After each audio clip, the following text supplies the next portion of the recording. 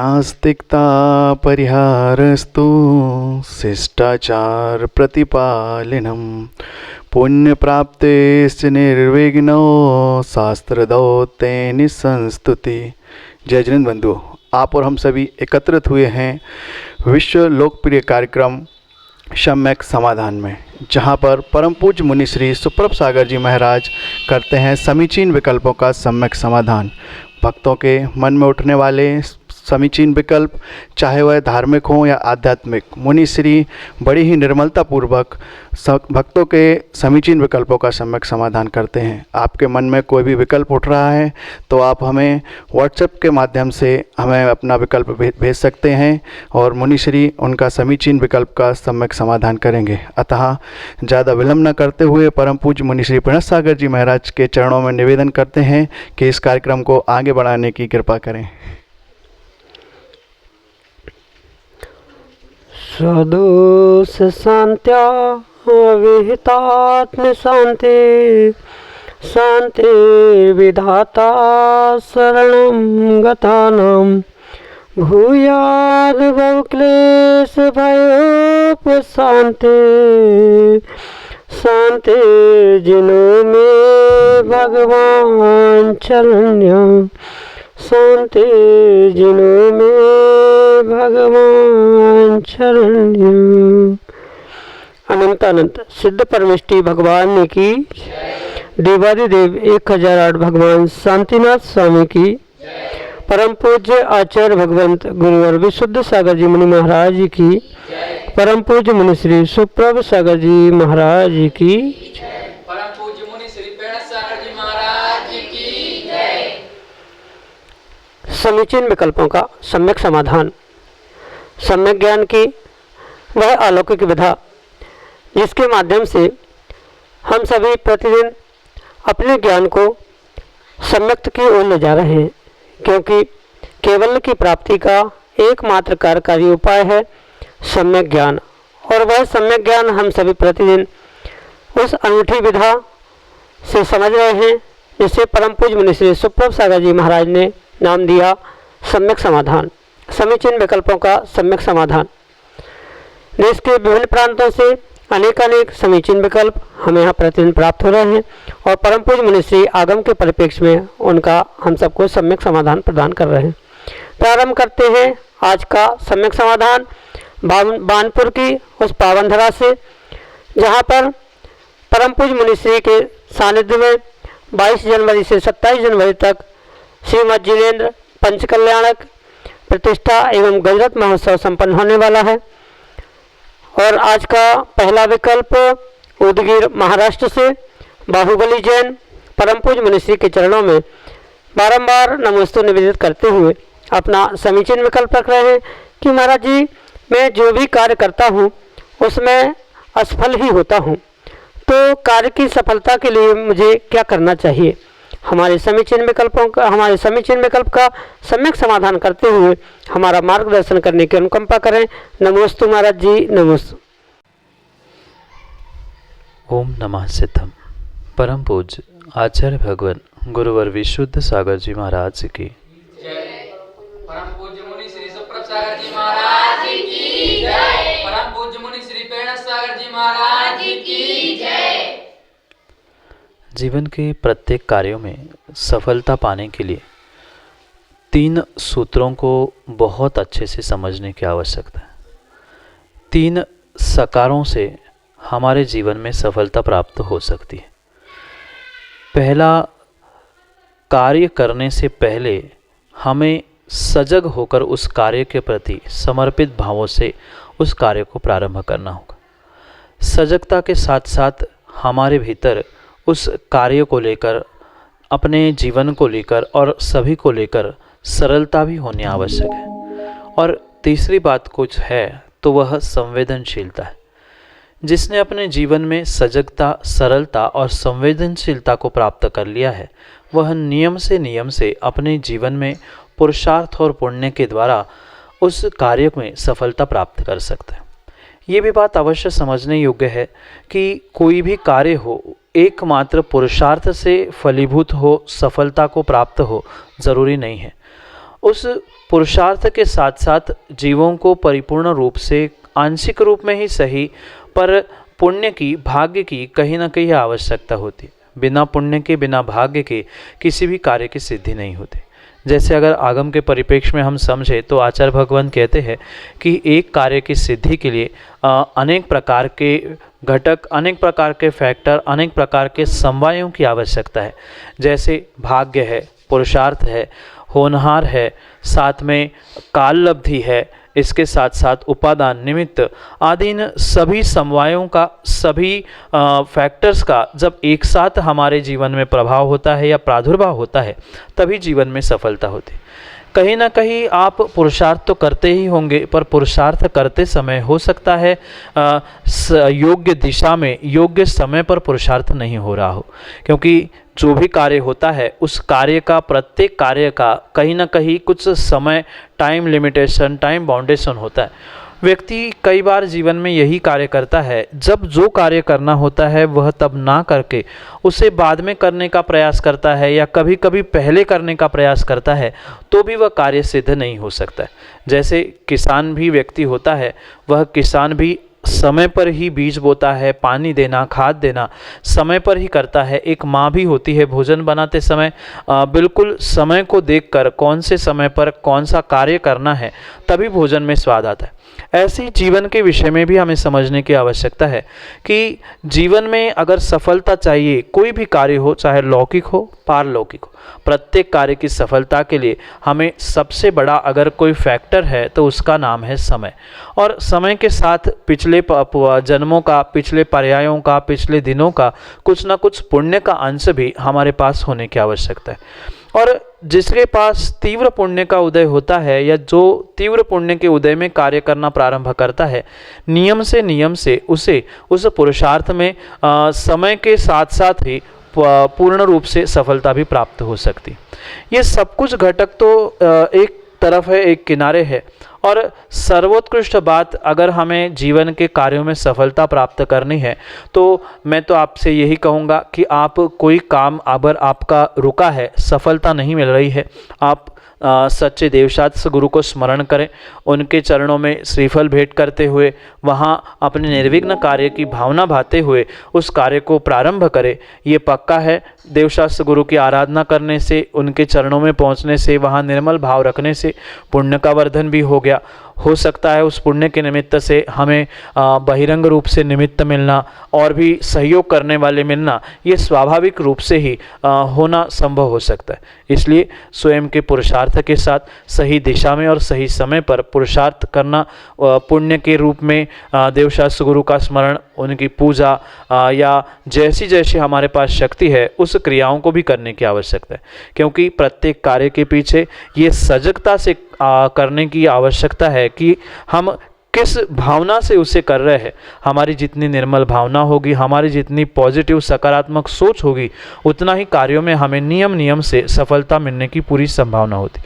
इसलिए ये हम अवश्य समझे कि किसी भी प्रकार से हम ये उदासीनता या नकारात्मकता को छोड़ते हुए समय पे सतत पुरुषार्थ करते रहे, सही दिशा में, सही दशा को, परिणामों को लेते हुए अगर पुरुषार्थ करेंगे तो नियम से सफलता मिल सकती है। इसलिए बहुत अच्छी बात है, अगर आपके पास समय है तो आप देवशास्त्र गुरु की पूजा, आराधना, अभिषेक, सेवा, वैयावृत्ति, माला जाप आदि कार्य करते हुए अपने जीवन में कुछ अंशों में पुण्यवर्धन करने का पुरुषार्थ करना। क्योंकि पुरुषार्थ मात्र बहिरंग रूप से तो आपने किया है, पर कहीं ना कहीं भीतर पुण्य की कमी या पिछले तीव्र पाप कर्म का उदय है, तो उस पाप कर्म को काटने के लिए, पुण्य की प्राप्ति के लिए ये पुण्य कार्यों को करते हुए आप सही दिशा में, सही समय पर अगर निर्णय करोगे तो नियम से सफल हो जाओगे। यही आपके लिए आशीष के साथ सम्यक समाधान। अंकित जैन, सागर, मध्य प्रदेश से परम पूज्य मुनिश्री के चरणों में बारंबार नमोस्तु निवेदित करते हुए अपना समीचीन विकल्प रख रहे हैं कि महाराज जी, वर्तमान समय में भगवान जी की अभिषेक शांति धारा के पश्चात कहीं कहीं छत्र चमर भक्तामर स्त्रोत के काव्य पढ़ते हुए चढ़ाए जाते हैं। पहले ऐसा नहीं देखा, तो क्या यह कार्य सही है? हमारे समीचीन विकल्प का सम्यक समाधान करने की अनुकंपा करें। नमोस्तु महाराज जी, नमोस्तु। प्राचीन काल से अगर हम देखें तो समय समय पर भगवान की पूजा, अभिषेक आदि आदि के निमित्त से बहुत सारे कार्य बदलते आए हैं और शायद हो सकता है आने वाले समय में और भी क्रियाओं से वह बदलते भी रहेंगे। क्योंकि कुछ वर्ष पूर्व अगर हम देखें तो भगवान की पूजा के पहले विनय पाठ आदि आदि की कोई क्रिया आपको पुराने उस जिनवाणी आदि में नहीं प्राप्त होंगी। ये अभी कुछ 25-30 वर्ष से ये विनय पाठ आदि की परंपराएं शुरू हुई है और भी बहुत प्राचीन ग्रंथों को अगर हम देखेंगे वहाँ भी कोई आपको शांतिधारा का कोई भी उल्लेख प्राप्त नहीं होगा कि जहाँ शांतिधारा का कौन सा मंत्र या कैसे करनी चाहिए आदि आदि के विषय में ऐसा कोई ठोस प्रमाण आगम ग्रंथों में आपको नहीं मिलेगा।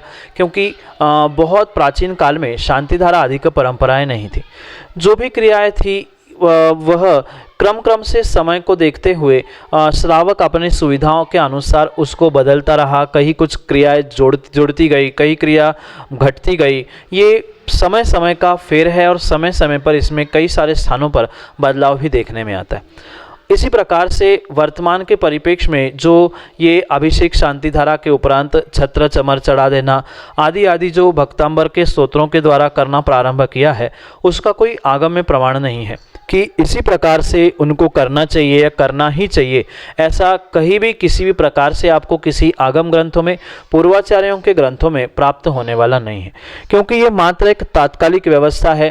उन क्रियाओं को मात्र सम्यक वर्धनी होने से कुछ अंशों में स्वीकार तो किया जा सकता है, पर उसके साथ ये भी तर्क है फिर अगर हम प्रातिहार्यों को समर्पित कर रहे हैं, जैसे कि छत्र है, चमर है, तो बचे हुए 6 प्रातिहार्यों को भी हमें भक्तांबर के बचे हुए 6 उन काव्यों के साथ चढ़ाने की आवश्यकता है। नहीं चढ़ा रहे हैं तो फिर 2 ही क्यों चढ़ाए जा रहे हैं, और एक बार जब चढ़ा दिया फिर उसको ही दूसरे दिन पुनः चढ़ा रहे हैं, तो ये भी बहुत सारी विसंगतियाँ उसके पीछे है। तो उन सबको समझते हुए उसका सच्चा निर्णय करने की आवश्यकता है। इसलिए ये हम अवश्य समझे कि ये आगम में कोई भी उसका उल्लेख प्राप्त नहीं होता है। मात्र और मात्र ये वर्तमान की कुछ अंशों में अनेक स्थानों पर प्रारंभ की गई हुई व्यवस्था है, जिसका आगम में कोई प्रमाण नहीं है, उसको पुष्ट नहीं किया जा सकता, पर सम्यक की जिससे हानि नहीं है उसका विरोध भी नहीं किया जा सकता। इसलिए वह चलता आया है और भी कुछ ऐसे विशेष बदलाव पिछले काल से अभी तक हुए हैं और आने वाले काल में भी बहुत सारे बदलाव भी होते रहेंगे, पर वह सम्यक में हानि ना होने के कारण, सम्यक में हानि ना करने के कारण उसे हमें निषेध रूप से नहीं अपितु सकारात्मक रूप से कहीं कहीं ग्रहण करने की आवश्यकता है। पर आगम का उसका कोई भी प्रमाणभूत या उसके विषय में कोई ऐसा ठोस प्रमाण प्राप्त नहीं होता है। यही आपके लिए सम्यक समाधान। श्रीमती संगीता सिंह बरायठा मध्य प्रदेश से परम पूज्य मुनिश्री के चरणों में कोटि कोटि नमोस्तु निवेदित करते हुए अपना समीचीन विकल्प रख रहे हैं कि महाराज जी आजकल जो सोले के सामान बाजार में मिलते हैं जैसे पोहा आदि, तो यह सामग्री त्यागी वृत्तियों के खाने योग्य है क्या? हमारे समीचीन विकल्प का सम्यक समाधान करने की अनुकंपा करें। नमोस्तु महाराज जी, नमोस्तु। माँ श्रावक का विवेक एक सबसे बड़ा विवेक कहा गया है। जब तक श्रावक के पास विवेक नहीं है, उसकी प्रत्येक क्रिया में विवेक नहीं है, वह वास्तव में श्रावक ही नहीं है। और जो श्रावक विवेक से रहित है फिर वह त्यागी व्रती कैसे बन सकता है? चाहे श्रावक स्वयं त्यागी हो या किसी त्यागी व्रती को वह शुद्ध भोजन करा रहा हो, तो शुद्धि किस प्रकार से और कितने हद तक होनी चाहिए ये उस दाता का ही विवेक होता है। और उस कारण से उसको इसके विषय में, जैसे कि वर्तमान में बाज़ार में कई सारे स्थानों पर स्टॉल लगाकर बहुत बड़े बड़े स्टॉल लगे रहते हैं कि सोले का अमुक, सोले का ये सामग्री, तो मेरे हिसाब से तो वह कितनी सोले की है, उसकी क्या विश्वासार्हता है आदि आदि समझने के बाद ही उसका प्रयोग करने की आवश्यकता है। क्योंकि वर्तमान में बहुत सारे ऐसे स्थान और बहुत सारे ऐसे स्टॉल कह लो या बहुत सारे ऐसी दुकानें हो गई है जहां ये सब सोले की ही सामग्री मिलती है। पर अगर आगम के परिप्रेक्ष्य में हम समझे, जहां बहुत क्वांटिटी में, बल्क क्वांटिटी में अगर ये सामग्री बन रही है तो वह शुद्धि का सामग्री या सोले की सामग्री हो ही नहीं सकती, क्योंकि जितना जितना सामग्री में मर्यादा का पालन किया जाएगा, शोधन का पालन किया जाएगा, उतनी ही वह सामग्री सोले की हो सकती। क्विंटलों क्विंटलों अगर पोहा बन रहा है, क्विंटलों से अगर गुड़ आदि भी बन रहा है, तो ज़रूरी नहीं है कि वह सोले का ही हो, शुद्ध हो। वह किस प्रकार से बन रहा है, वास्तव में वह कौन से स्थान से आया है, क्योंकि मात्र देखने से तो उसका प्रमाणित करना संभव नहीं है कि ये सोले का है कि नहीं है, क्योंकि दिखने में तो लगभग सभी सामग्री एक समान ही लगती है। तो उसके पीछे कब बनाया है, किसने बनाया है, कहाँ से आया है, कौन से कंपनी से निकला है, आदि आदि सबको प्रमाणित करने के उपरांत ही उसके विषय में हम सम्यक निर्णय कर सकते हैं कि बाज़ार में मिलने वाली वह शुद्ध भोजन की सामग्री जिसे सोले की कहे जाता है, वह सोले की है कि नहीं है। क्योंकि कई सारे स्थानों पर आजकल जो सोले का घी भी मिलता है, शुद्ध घी भी मिलता है, अगर वो टिन के टिन, डिब्बे के डिब्बे भर के आ रहे हैं, तो उसके विषय में हम कैसे प्रमाणित करें कि वह शुद्ध है ही नहीं है, वह कब बना है, कैसे बना है, उसकी मर्यादा कितनी है, आदि आदि सब कुछ समझने के उपरांत ही उसके विषय में हम निर्णय कर सकते हैं कि वह सोले का है कि नहीं है। ये समझकर ही आपको भी उसके विषय में निर्णय करते हुए त्यागी वृत्तियों के लिए उसका प्रयोग करना कि नहीं करना, ये निर्णय करने की आवश्यकता है। और मेरा तो यही मानना और यही कहना है, अगर त्यागी वृत्ति बने ही है तो कम खाओ गम खाओ, जितना कम खाएंगे उतना अच्छा है। वो ये विकल्प ना पालते हुए जितना हमें शुद्ध मिल रहा है उन शुद्ध सामग्रियों को ही ग्रहण करेंगे तो आपके और उन त्यागी वृत्तियों के भी व्रतों का पालन निर्विकल्प रूप से, निर्तिचार रूप से हो सकता है। यही आपके लिए सम्यक समाधान। अगले समीचीन विकल्प के लिए मड़ावरा उत्तर प्रदेश से श्रीमती अल्पना जैन ऑडियो मैसेज के साथ हमारे सामने। हे गुरुदेव, नमोस्तु नमोस्तु नमोस्तु। गुरुदेव, जब अपने यहाँ सूर या सूतक होती है तो गंधोदक नहीं छूना होता है, तो क्या अपन को कोई दूसरा गंधोदक अपने हाथ में दे दे तो अपन लगा सकते हैं या नहीं लगा सकते हैं? गुरुदेव समाधान कीजिए। नमोस्तु गुरुदेव। आगम के परिप्रेक्ष्य में अगर सत्यता को समझे तो वर्तमान के काल में या वर्तमान में जो भी ये गंधोदक लेना आदि आदि का कार्य हो रहा है वह आगम सम्मत बिल्कुल भी नहीं है। आगम में जो आचार्य भगवंतों ने सौर सूतक आदि की व्यवस्था बताई है, उसके शुद्धिकरण के उपरांत ही वह गंधोदक लेना या ग्रहण करना आदि आदि व्यवस्थाएं बताई गई। जो सौर सूतक की व्यवस्था है, परिपूर्ण रूप से उन दिनों में उन परिवारों के, उन व्यक्तियों को, उन जीवों को परिपूर्ण रूप से अशुद्ध ही माना जाता है। जैसे वे स्वयं उस गंधोदक को या गंधोदक के बर्तन आदि को, मंदिर आदि की सामग्री को छू नहीं सकते, बिल्कुल उसी प्रकार से वे किसी भी प्रकार से गंधोदक को भी स्पर्श नहीं कर सकते। जब स्वयं ग्रहण नहीं कर सकते तो दूसरा अगर कोई दे रहा है, दूसरा कोई लगा रहा है, तो वो भी आगम के परिप्रेक्ष्य में योग्य नहीं है, क्योंकि ऐसा स्पष्ट रूप से लिखा गया है और स्पष्ट रूप से संकेत भी मिलते हैं कि गंधोदक तभी लिया जाता है जब 13वें दिन की या 11वें दिन की जो शुद्धि होती है, विधान आदि करते हैं, उस विधान आदि के दिन ही उस गंधोदक को लेकर ही फिर पूजा करना और फिर अभिषेक करना आदि की व्यवस्था पूर्व काल से चलती आई। वर्तमान में कुछ क्षेत्रीय और प्रांतीय परंपरा के अनुसार ये क्रियाएं होना प्रारंभ हो चुकी है कि भले ही व्यक्तिगत जिसको सूतक है, सौर है, वह स्वयं नहीं ले रहा है पर दूसरा दे रहा है, तो हमें लेने में क्या दिक्कत है। जब 10 दिन या 12 दिन की अशुद्धि कही गई है, अशुद्ध दिनों में हम गंधोदक कैसे ग्रहण कर सकते? जब अशुद्धि है तो अशुद्धि के दिनों में ना ग्रहण कर सकते हैं, चाहे किसी ने दिया हो या हमने स्वयं ने स्पर्शित किया हो।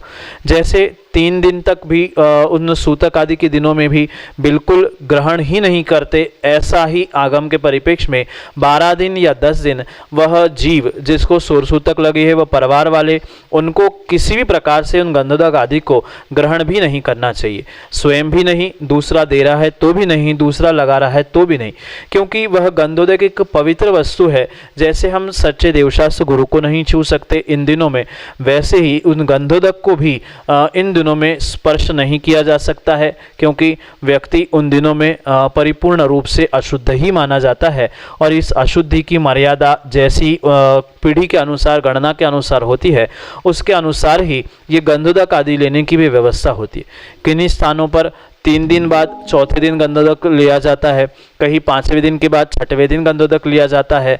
पर वास्तविकता तो यही है, जब विधान करने का दिन आता है, मतलब 13वें दिन या 11वें दिन जब परिपूर्ण रूप से शुद्धि होती है, तो गंधोदक पहले घर में पूर्ण रूप से शुद्धि करना, नहाना धोना, उसके उपरांत गंधोदक ग्रहण करके फिर उस दिन का भी अभिषेक पूजा करने जाना, ये आगम की व्यवस्था है। वर्तमान में बहुत सारी व्यवस्था इस विषय को लेकर बदल चुकी है। पहले वक्त घर में किसी की सौरसूतक होती थी तो घर में जितने वस्त्र, बर्तन, जो भी सामग्री होती थी, फिर उनको पूरा निकाल कर उन पूर्ण वस्त्रों की शुद्धि की जाती थी। वर्तमान में प्रमादी जीवों ने वो भी व्यवस्था बंद कर ली है। गंधोदक लेना आदि आदि अनेक व्यवस्थाएं वर्तमान में विपरीत दिशा में और विपरीत तरीके से चल रही है। पर आगम के परिप्रेक्ष्य में गंधोदक परिपूर्ण रूप से शुद्धि के उपरांत जिस दिन विधान आदि होता है या जिस दिन शुद्धि करके हमें भगवान के दर्शन करने होते हैं, उस दिन दूसरों के द्वारा पहले माना कि 11वें दिन या 13वें दिन दूसरे के द्वारा ग्रहण करके फिर स्वयं अभिषेक करके फिर वह कुल परिवार या व्यक्ति शुद्ध माना जाता है। ये आगम की व्यवस्था आपके लिए सम्यक समाधान से। बानपुर उत्तर प्रदेश से ब्यूटी जैन अपने समीचीन विकल्प के साथ। महाराज श्री के चरणों में बारंबार नमोस्तु निवेदित करते हुए मेरा समीचीन विकल्प यह है कि हम अगर जाप देते हैं तो अक्सर ये देखने में आता है, जब जब व्यक्ति जाप करने बैठता है तभी तभी उसका मन अस्थिर होता है। ये सामान्य रूप से इस कारण से होता है कि अन्य कार्य करते समय व्यक्ति को कहीं ना कहीं कुछ ना कुछ कार्य करने की आदत है। यानी कि पूजा कर रहा है तो एक थाली से दूसरे थाली में द्रव्य चढ़ाने का उसे विकल्प सताता है, पूजा पढ़ने का विकल्प सताता है, या अन्य लौकिक कार्य भी घर गृहस्थी करते समय कुछ न कुछ शरीर से कार्य करने की, वचनों से कार्य करने की आदत होती। और जब जब व्यक्ति जाप करने के लिए बैठता है तब उसका शरीर भी शांत होता है, वचनों की क्रिया भी बंद होती है और लगभग मन भी शांतता की ओर होता है। तो उस समय पे अक्सर यही होता है कि जो हमारे सुप्त दिमाग में या सुप्त मन में बैठा होता है वही विचार हमारे भीतर आने लगते। मैं ऐसा करूंगा तो क्या होगा, ऐसा नहीं होगा हमारे साथ तो क्या होगा, पता नहीं, अनेक प्रकार के विकल्प और अनेक प्रकार के विचार हमारे मन में उसी समय पे आते। इसी कारण से आते हैं कि अन्य समय में हम अपने आप को कहीं ना कहीं व्यस्त किए होते हैं और इस समय पर हमारा मन, हमारा दिमाग, हमारा वचन, हमारा शरीर लगभग शांत या एक विश्रांति की ओर बढ़ता रहता है। इस कारण से तब हमें सबसे अधिक विकल्प आते। ऐसे समय में जब हमें विकल्प आने लग जाए तो हमें अपने मन को स्थिर करने के लिए ये बहुत गहरा निर्णय करने की आवश्यकता है कि आज तक हमने मन वचन काय की उन क्रियाओं के कारण ही पाप कर्म कमाए, पाप को कमाए। अगर जाप करते समय भी अगर हम अपने मन को नहीं लगा पा रहे हैं तो पुनः हमने मन से आश्रव किया, क्योंकि मन, वचन और काय इन तीनों योगों से ही जीव कर्मों का आश्रव करता है। इसलिए मन को अगर मैं आज स्थिर नहीं करूँगा तो ये जो जाप करने का, माला करने का ये पुण्य कार्य मैं कर रहा हूँ वह भी परिपूर्ण रूप से हमारे लिए पुण्यवर्धन नहीं होकर पाप का ही कारण बन सकता है। अगर ऐसा विचार करते हुए हम उस मन को स्थिर करने का प्रयास करेंगे तो कुछ हद तक हम उसमें सफल हो सकते। दूसरी बात हमें इस प्रकार से समझनी होगी कि ये मन जो है परिपूर्ण रूप से कोई तिर्यंच नहीं है, कोई हाथी, घोड़ा, बैल आदि नहीं है कि जिसे किसी साकल से, किसी अंकुश से या किसी से बांधकर वश में किया जाए या उसे स्थिर किया जाए। मन तो एक मन है और उसे कहीं ना कहीं चंचल होने की अनादि की जो आदत और संस्कार पड़े हैं उस कारण से बहुत कठिनाई से व्यक्ति मन को स्थिर कर पाता है। इसलिए सतत पुरुषार्थ करने से ही हम उस मन को स्थिर करने में सफल हो सकते। कहने का तात्पर्य इतना है कि माना कि हमने ये निर्णय कर लिया कि हमें स्थिर मन होकर ही जाप करनी है। आज भले ही हम 10 मिनट के जाप में आधा ही मिनट स्थिर हो पाए, कल 1 मिनट स्थिर हो पाए, परसों 2 मिनट, 3 मिनट, क्योंकि एकदम से हम 10 मिनट स्थिर हो जाए तो शायद 10-15 मिनट अंतर्मुहूर्त स्थिर हो जाएंगे तो भगवान ही बन जाएंगे। इसलिए क्रम क्रम से हम 1 minute, 2 minute, 3 minute, 5 minute, 10 minute, जितने अधिक पुरुषार्थ करेंगे मन को स्थिर करने का, उतना उतना हमारा उस कार्य करने में या जाप आदि करने में मन स्थिर हो सकता है। जैसे कि और एक बात हम समझे जाप के विषय में, तो जो जाप हम कर रहे हैं अगर उसके अर्थ को समझने का प्रयास करें, माना कि हम नमोकार मंत्र पढ़ रहे हैं तो नमोकार मंत्र पढ़ते समय नमो अरिहंताणम मतलब जो 46 गुणों से युक्त होते हैं उन अरिहंत परमेष्ठी को मैं नमस्कार कर रहा हूँ। नमो सिद्धाणम पढ़ते समय 8 गुणों से युक्त जिन्होंने 8 कर्मों को जीत लिया है ऐसे सिद्धों को नमस्कार करता हूँ।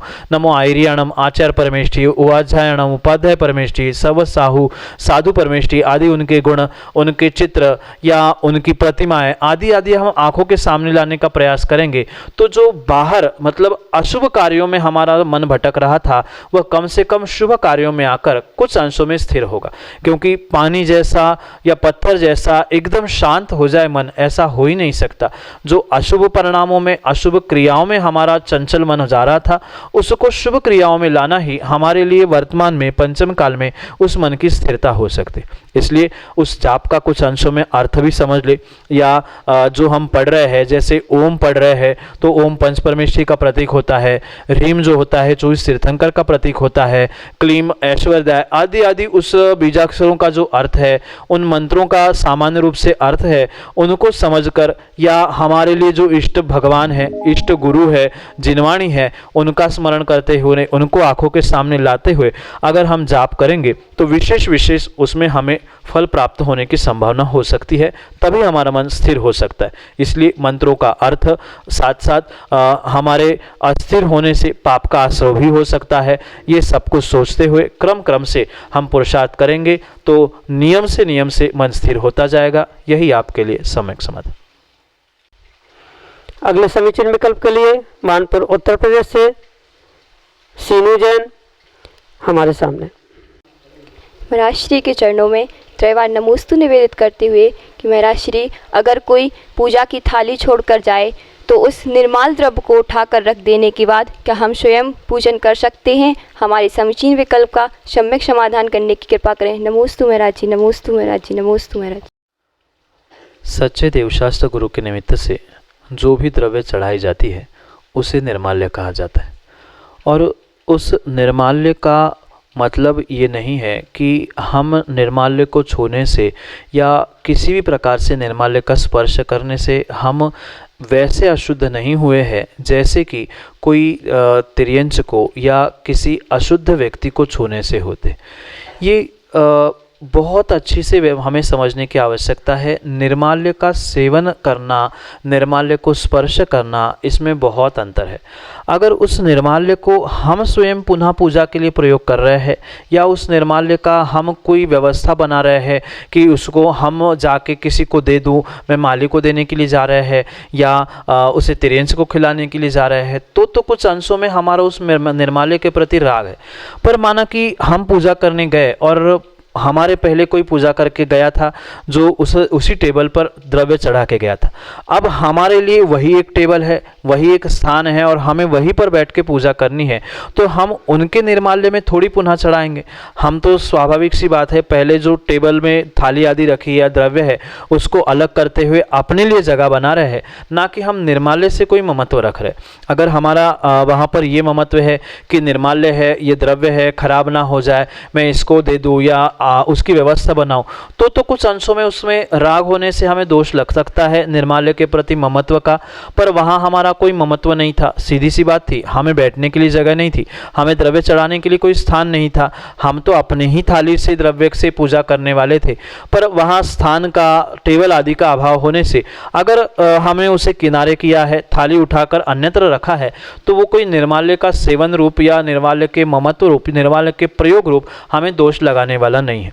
परिपूर्ण रूप से वहाँ हमने जो उस द्रव्य को उठा के रखा है, अगर बहुत विकल्प हमें हो रहा है तो अच्छी बात है हम अपने हाथों को धो ले, क्योंकि ये बहुत सारे स्थानों पर हमने देखा कि निर्माल्य को बिल्कुल ऐसे मल की तरह देखा जाता है कि अरे उसको छू लिया, अब नहा के आ जाओ, ये कर लिया। ऐसा कहीं भी नहीं है, वो निर्माल्य है, उसका सेवन नहीं करना ये भी परम सत्य। और उसको स्पर्श भी हो गया है तो आप ऐसे अशुद्ध नहीं हुए जैसे किसी मल को छूने से अशुद्ध होते हैं। वहाँ नहाने की, पुनः सोले के कपड़े आदि बदलने की आवश्यकता नहीं है। निर्माल्य था, उसका सेवन ना करें। इसलिए वहाँ पर आचार्य भगवंत ने कहा कि मल के तुल्य है, छोड़े हुए द्रव्य के तुल्य में है।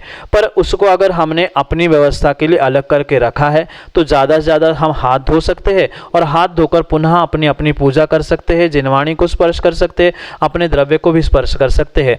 उसको छूने से हम निर्माल्य के नहीं होते हैं। जो चढ़ाया हुआ द्रव्य होता है वह निर्माल्य है। मैं उस निर्माल्य के द्रव्य को स्पर्श करके मैं निर्माल्यमय नहीं हो सकता हूँ, क्योंकि मैं अपने भावों से भगवान की पूजा और अपने द्रव्य से पूजा करने के लिए आया। अगर हमें बहुत विकल्प है तो हम हाथ धोकर अपनी शुद्धि करके अपनी पूजा कर सकते हैं। इसमें कोई विकल्प करने की आवश्यकता नहीं है। यही आपके लिए सम्यक समाधान। जय जैन बंधु, उम्मीद है आप सभी को मिल गया होगा अपने समीचीन विकल्पों का सम्यक समाधान। अगर आपको समाधान प्राप्त नहीं हुआ है तो आप हमारे YouTube चैनल सुप्रभ उवाच पर जाकर अपना समाधान प्राप्त कर सकते हैं। समाधान का डेली प्रसारण 5:13 पर प्रतिदिन YouTube चैनल सुप्रभ उवाच पर होता है। अभी हम सभी बानपुर की वह अतिशयकारी मूर्ति शांतिनाथ भगवान, कुंतुनाथ भगवान, अरहनाथ भगवान के जिनालय में स्थित हैं, जहां पर परम पूज्य मुनि श्री का प्रवास चल रहा है। और परम पूज्य मुनि श्री सुप्रभ सागर जी महाराज के सानिध्य में, अतः परम आचार्य भगवान विश्वेश्वर सागर जी महाराज के परम आशीर्वाद से पंच कल्याणक होने जा रहा है। आप सभी अगर हम समीचीन विकल्प का समाधान प्राप्त करना चाहते हैं तो आप हमें व्हाट्सएप पर मैसेज कर सकते हैं या फिर ऑडियो मैसेज भेज सकते हैं। हमारा व्हाट्सएप नंबर है 8707548811।